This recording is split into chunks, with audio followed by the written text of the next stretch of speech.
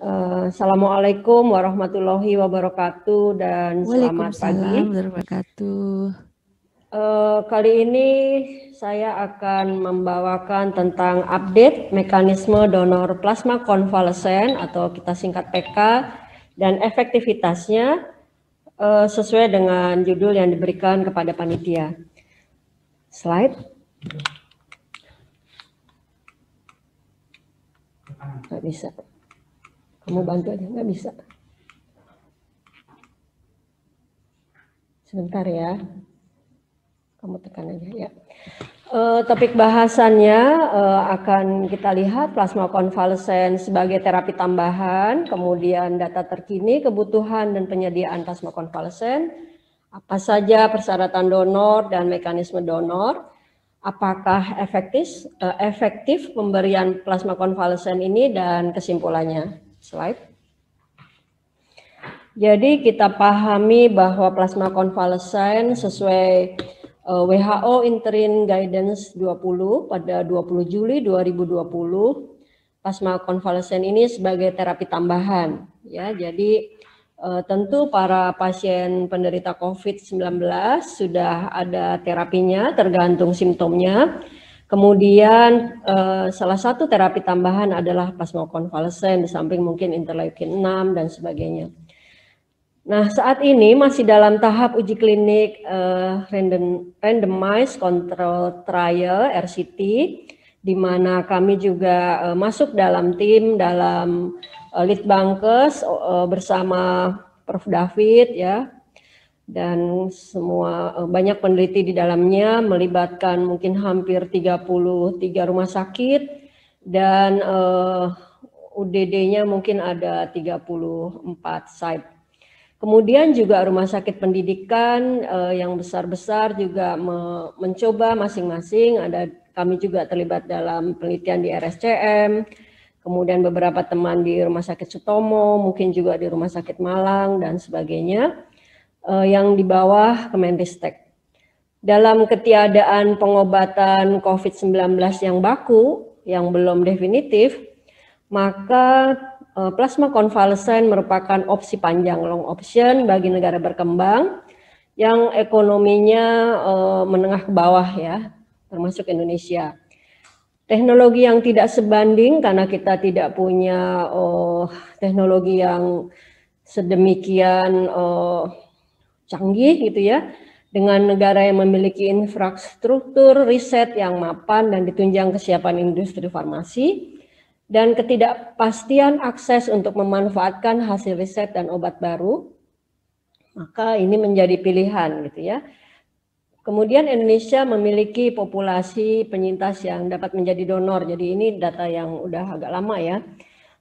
Memang kesembuhannya lumayan, sekitar 80,9% ya, sekitar itu saya rasa. Dan ini berpotensi untuk menjadi calon donor, namun akan diseleksi lagi yang mana kira-kira memiliki titer antibodi yang baik, yang tinggi. Slide. Nah, kalau kita lihat bahwa coronavirus disease ini ya, COVID-19 ini memang yang harus kita lihat bersama adalah bisa efektif kalau sejak awal kita memilih donornya dengan baik. Jadi prekualifikasinya itu secara ketat, kemudian setelah diolah sedemikian rupa tentu kami bertumpu kepada ada 16 UDD tersertifikasi CPOB dari BPOM yang sudah dianggap bisa mampu membuat plasma konvalesen dengan baik, sehingga kalau ada apa-apa mampu telusur, mampu terlacak. Kemudian setelah itu jadi dengan baik, kita akan memberikan kepada pasien tentu harus ada timing dan schedule of treatmentnya yang benar. Jadi yang pas sehingga itu benar-benar efektif. Dan pasien mana yang bisa diberikan terapi tersebut? Tentu ada tipenya. Slide. Kemudian kita mungkin flashback sedikit ya, mungkin teman-teman semua, teman sejawat dan mungkin ada beberapa mungkin yang memang tertarik kepada plasma konvalesen ini. Kita pahami bahwa perannya adalah sebagai antibodi spesifik. Kita paham bahwa IgG dari donor penyintas yang mempunyai titer tinggi ini akan menjadi pasukan tambahan meningkatkan kekebalan pada pasien yang sedang dirawat. Juga sebagai imunomodulator. Jadi ada beberapa mekanisme bagaimana antibodi IgG ini menetralisir virus, ya. Jadi dia ditangkap kemudian dinetralisirkan. Jadi ini sebenarnya banyak komponen di dalam plasma ini yang saling bekerja sama bahu membahu untuk menetralisir virus. Slide. Ini adalah data terkini kebutuhan pada tanggal 3 Februari ya. Jadi kami mempunyai 34 UDD PMI yang siap membuat plasma konvalesen. Namun demikian ternyata apa yang dikerjakan teman-teman itu belum bisa menutup kebutuhan daripada pasien ya. Jadi kalau kita lihat ada banyak di situ kami di UDD pusat sebagai backup ya. Kemudian ada UDD DKI, dari ujung ke ujung ada Banda Aceh, Medan, Padang, Pekanbaru, Palembang, Kota Tangerang, Tangerang Selatan, Kabupaten Tangerang, Provinsi DKI sendiri, kemudian Depok, Kabupaten Bekasi, Kabupaten Bogor, Kota Bandung, Cirebon, Semarang, Surakarta, ya, yang kalau kita bisa lihat bahwa rata-rata mereka menyediakan cukup banyak, tergantung dari partisipasi para donor penyintasnya. Namun demikian antrian pasiennya itu juga banyak juga gitu ya, apalagi kalau di DKI. Kita bisa lihat kalau DKI itu sehari dia menyediakan 50 plasma konvalesen, namun kebutuhannya 100 orang, ya, jadi nggak kekejar gitu ya. Kalau kita lihat bahwa yang sudah dilayani sampai saat ini 27.775, kemudian yang ngantri lumayan ya, saya rasa cukup banyak 43, namun sebelahnya itu Tangerang Selatan, jadi yang sedang bergejolak ini malah tetangga-tetangganya DKI ya, Tangerang Selatan itu ratusan yang ngantri kan, ada 124, ada 154 gitu ya. Jadi slide, kalau kita lihat yang lain bahwa ada Kabupaten Banyumas, Cilacap, Jogja, Surabaya, Gresik, Sidoarjo, Malang, Lumajang, kemudian Jember, Tuban, dan sebagainya ya, ada Kediri, Bali, NTT, Banjarmasin, Makassar, Sulawesi Selatan, dan Sulawesi Utara. Kalau kita lihat juga cukup banyak mereka menyediakan plasma konvalesen, namun antriannya juga lumayan banyak ya. Jadi kalau kita lihat Surabaya itu antriannya masih ada berapa tuh? 30-an ya. Jadi kalau kita lihat total sampai saat ini yang sudah dilayankan itu 14.470 kantong ya. Kalau misalnya rata-rata pemberian adalah 2 kantong, mungkin itu sekitar 7.000 pasien. Nah, antriannya masih 900 sekian ya, artinya apa yang kita sediakan itu belum bisa memenuhi kebutuhan para klinisi di rumah sakit. Slide. Nah, untuk memenuhi tersebut kami gencar menarik para pendonor. Nanti ini akan dibuat flyer untuk disebar ke rumah sakit. Kami minta kepada Kementerian Kesehatan, di rumah sakit rujukan akan ada pojok informasi. Jadi bagaimana sih caranya mendonorkan darah. Jadi di situ ada keterangan plasma konvalesen itu apa, alurnya nanti kalau orang mau donor itu bagaimana, kemudian syarat-syaratnya seperti apa. Karena ketika dia sudah membaca ini, mungkin dia akan sadar, oh aku belum bisa, oh aku punya komorbid, oh umurku belum cukup, atau mungkin oh aku waktu itu tidak dirawat, tidak punya surat keterangan sembuh. Nah di bawah itu adalah QR code ya, jadi dengan QR code itu melalui HP kita bisa terhubung dengan ada namanya Ayo Donor App Store, sehingga akan mempermudah orang dimanapun untuk mendaftar. Slide. Nah ini adalah tata cara pendaftaran ya. Ada beberapa hal, bisa datang langsung ke unit donor darah yang ada di sekitarnya, yang tadi ada nama-namanya itu, atau mungkin beberapa UTD rumah sakit ya. Kalau di Malang juga mungkin mengadakan, kemudian di Surabaya, ada di Jakarta di Fatmawati, di RSPAD gitu ya. Kemudian kayak yang tadi yang sudah punya flyer, dia bisa daftar melalui QR code, langsung terhubung dengan Ayo Donor, atau langsung mengisi ada aplikasi Ayo Donor, atau mungkin beberapa UTD besar sudah membuat sistem WA group gitu ya. Itu juga nantinya akan terhubung kepada call center di sistem BLC, Bersatu Lawan COVID. Yang ini semua alhamdulillah kita mendapat bantuan dari BNPB, juga dari Telkom, karena kalau PMI sendiri itu sudah kewalahan cari donor, kewalahan mengerjakan bagaimana mendapatkan plasma konvalesen yang sesuai dengan CPOB yang benar-benar aman dan efektif. Kalau harus woro-woro yang manggil-manggil di mana kita paham bahwa donor itu juga masih pernah trauma barangkali ya, masih ada di rumah, itu mungkin kita perlu bantuan dari banyak pihak, termasuk Telkom. Slide. Nah ini adalah sistemnya, mungkin kurang jelas ya, ada registrasi, kemudian nanti akan terhubung, ada sistem di Ayo Donor itu terhubung dengan database di PMI, ada sistem SIMDONDAR, kemudian terhubung juga dengan BLC. Nah ini nantinya para donor akan disimpan datanya, kemudian akan terhubung dengan rumah sakit. Kalau ada permintaan dari rumah sakit yang ditandatangan oleh DPJP-nya, dokter penanggung jawab pasien, kemudian nanti kalau ada stoknya akan diberikan. Jadi kadang UDD itu langsung ada, langsung dikirim ke rumah sakit, atau kalau belum ada dia menghubungi subregionalnya. Jadi UDD yang lain mengirim ke UDD yang dekat, kemudian dilayankan pada rumah sakit. Slide.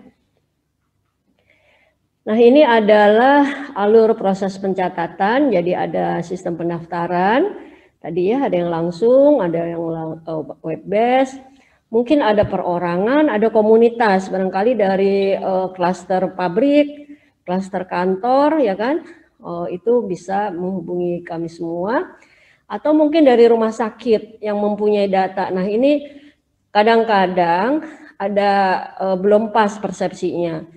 Ketika orang itu menjadi pasien, itu adalah rahasia, tidak boleh dibuka. Tapi ketika dia sudah sembuh, maka dia bukan pasien lagi sebenarnya. Di luar negeri pun itu bisa dibuka, artinya bisa dikirimkan kepada UDD PMI yang mana misalnya kira-kira bisa menjadi calon donor. Kemudian ada screening, seperti tadi kan udah dia baca apa aja sih syarat donor gitu ya. Nanti di dalam sistem juga tersaring. Kemudian akan diverifikasi, jadi kami sudah ada pelatihannya kemarin dengan Telkom supaya bisa ada operator yang menerima apapun itu, misalnya mau jadi donor atau mau minta darah, plasma konvalesen, kemudian ada verifikatornya, kemudian dinotifikasi kira-kira ini rumahnya di mana, dekat kemana, nanti akan kirim misalnya dekat ke Malang ya Malang dan sekitarnya gitu kan, atau mungkin ke Bandung, Bandung dan sekitarnya, atau Cimahi mungkin dekat ke Bekasi atau kemana, itu akan di split ke daerah-daerah yang sekitarnya. Kemudian kalau mau donor terus dia lupa-lupa misalnya gitu ya, diingatkan silahkan datang, karena habis kan itu ada 2 kali datang, pertama seleksi, kedua baru diambil plasmanya kalau lolos seleksinya. Kemudian dilaksanakan donornya di UDD setempat. Slide. yang bisa menyediakan plasma konvalesen. Ini adalah alur permohonan penerima plasma konvalesen. Jadi ada administratornya ya, ada tugasnya masing-masing. Sistemnya ini namanya sistem bersatu lawan COVID ya, ada terlibat di situ rumah sakit, kemudian nanti bagaimana dia meminta, kemudian ke PMI-nya, kemudian PMI akan meneruskan lagi kalau ada plasma konvalesennya ke rumah sakit. Slide. Jadi sebenarnya ini adalah closed system ya, ketika semuanya adalah dari petugas ke petugas. Seharusnya keluarga itu enggak repot kayak sekarang ya. Sekarang itu kita diteleponin orang sambil nangis, keluarganya kadang-kadang di ambulans, kadang-kadang di ICU, kadang-kadang di mana tahu. Itu langsung telepon kepada narahubung. Padahal harusnya memang itu tugas dari rumah sakit menghubungi PMI. Kalau PMI-nya ada seperti tadi langsung diberikan kepada rumah sakit yang sebenarnya mereka ada MOU, ada kerjasamanya. Jadi closed system. Slide. Nah, persiapan donornya tentu kalau kita udah diokekan oleh verifikator untuk silahkan datang ke UDD, tentu pertama saat ini kita akan dimonitor suhunya. Kalau di bawah 35 atau di atas 37,5 biasanya tidak diperkenankan masuk ya, karena ini kayaknya mau sakit atau sedang sakit gitu kan. Nah, tentu protokol 3M juga kita terapkan. Harus menggunakan masker, menjaga jarak, cuci tangan, dan sebagainya.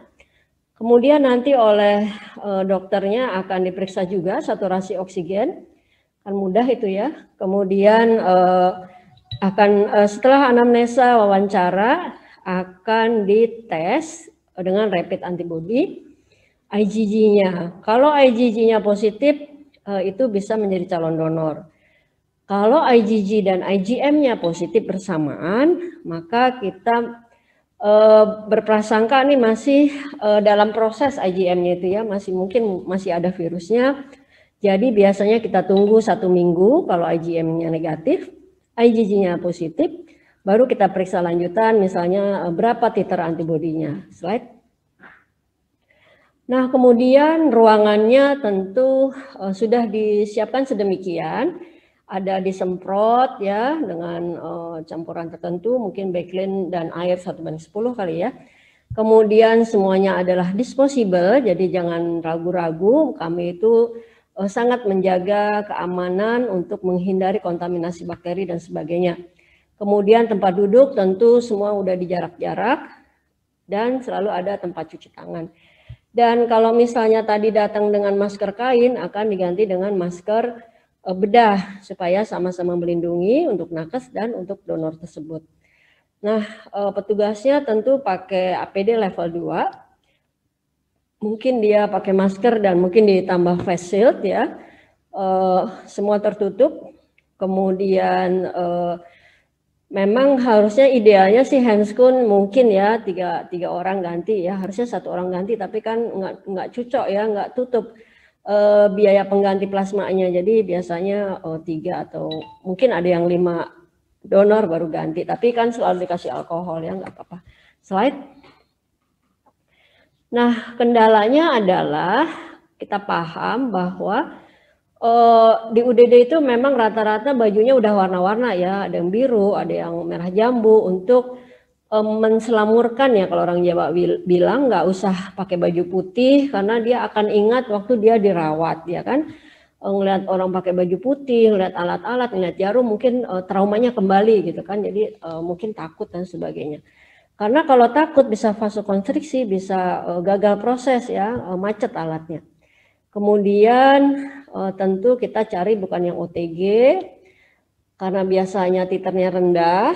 Hanya cukup untuk dia menetralisir virus, tidak untuk membantu pasien yang lain.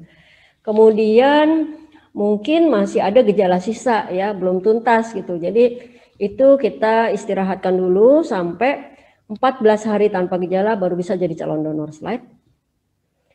Nah, ini adalah gambaran ya, sama sebenarnya yang kita kerjakan adalah seperti juga di Red Cross luar negeri lainnya.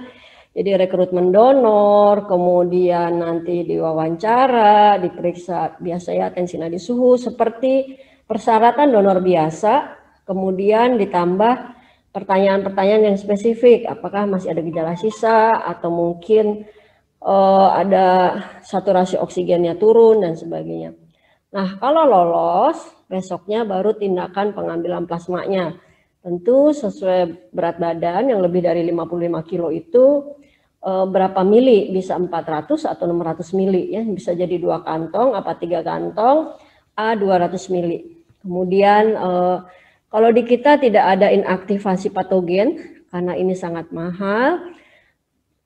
Karena kita juga paham dari sejak awal kita sudah semuanya dijaga ya, closed system sehingga hampir tidak ada kontaminasi. Kemudian dibungkus ya satu-satu, kalau di luar negeri begitu baru diberikan kepada pasien.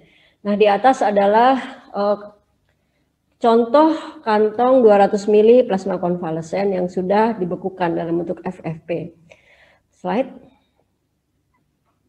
Nah, ini adalah gambaran mudahnya. Jadi kalau akan datang itu pasti ditanya apakah ada surat keterangan terpapar dengan swab positif, apakah sudah sembuh ya. Kemudian akan dicek apakah 14 hari kemudian tidak ada gejala. Kalau tidak ada gejala maka kita cek tadi IgG-nya dengan rapid karena datangnya juga satu-satu orangnya ya, nggak banyak. Kemudian kalau ada IgG-nya kita ambil sampel untuk diperiksa titer IgG, nah, itu dengan CLIA. Kemudian juga periksa screening antibodi golongan darah, uji saring MLTD, CLIA dan NAT harus semuanya adalah non reaktif atau negatif. Kemudian periksa DPL, kita ingin melihat hematokritnya untuk dimasukkan dalam alat aferesis, juga melihat mungkin perbandingan neutrofil limfosit ya. Dan kalau diulang per 2 minggu sampai 3 atau 4 kali kita harus cek albumin dan total proteinnya. Nah, slide. Kalau ini oke semua, besoknya kita ambil plasmanya. Ini mungkin sudah pada paham ya bahwa kalau misalnya pasiennya O, sebenarnya donornya bisa dari yang mana aja ya. Nah, di sini golden donornya adalah AB. Namun kan kita paham AB itu sedikit ya, hanya 17% mungkin dari totalitas semuanya. Kemudian yang A sebaiknya untuk A saja karena juga tidak lebih banyak dari O itu paling banyak. B juga sama, A dan B sekitar 26 sampai 27% dari total golongan darah. AB hanya untuk AB. Nah, resus sebenarnya untuk plasma tidak usah dilihat lah gitu ya. Tidak ada pengaruhnya. Slide. Nah, ini adalah syarat donornya. Memang usahakan tidak mengambil dari yang IgG-nya rendah ya, karena dia akan cepat hilang juga. Slide. Kemudian kita lihat bahwa untuk mengambil rekrutmen donor kalau bisa dari pasien yang memang waktu itu dirawat ya, dirawat pada kasus sedang atau berat. Tapi kalau bisa jangan yang sudah ditransfusi. Kenapa? Kalau pasca transfusi itu kita harus menunggu 3 bulan sesudah transfusi ya. Pasti kita paham bahwa IgM itu turun setelah 3 bulan, maka akan hilang ya, sudah habis gitu titernya. Slide. Kemudian kita paham bahwa usahakan kita cari yang titernya tinggi, kalau bisa seper 320 ya, tapi agak jarang ya, tapi minimal adalah seper 80. Makin tinggi makin baik, makin efektif. Slide.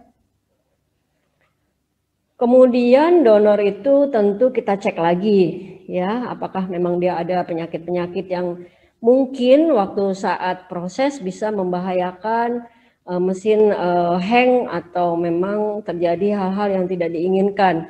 Jadi kita cek apakah cukup tidur, apakah sudah makan 3 jam sebelumnya. Kemudian kita paham bahwa plasma ini isinya banyak air, maka harus banyak minum sehari sebelum sampai 3 hari sesudah. Dan kalsium per oral diberikan jika memang kita ragu-ragu takut ya semutan ataupun semutan sampai ke jantung. Slide. Kemudian di monitoring setelah donor kita lihat 2 minggu kemudian, apakah dia ada gejala atau enggak. Kalau ada gejala, kita telusuri, mungkin ada riwayat penyakit terdahulu atau riwayat penyakit keluarga.